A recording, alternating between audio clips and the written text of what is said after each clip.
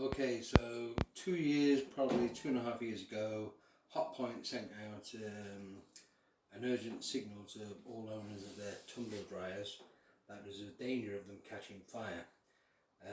We had one at the time and they replaced it with this one. I came to replace the belt because it was screeching like mad, took the lid off, and this is what we found. So if you can come in over here, the entire thing is full of lint. Now the reason, it's all over the electrics, it's all over the wiring, it's everywhere.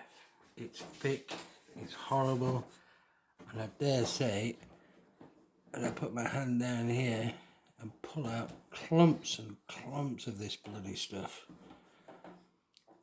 Now, the main concern here for everyone is if you're leaving a tumble dryer while you go out to do something, I wouldn't, because I'm fairly sure this stuff is still quite dangerous.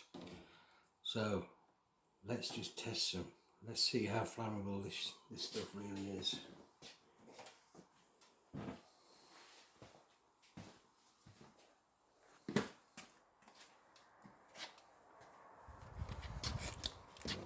When you blow it,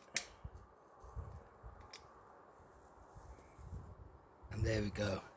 That could be a house, and that is, to me, an unsolved issue with all tumble dryers.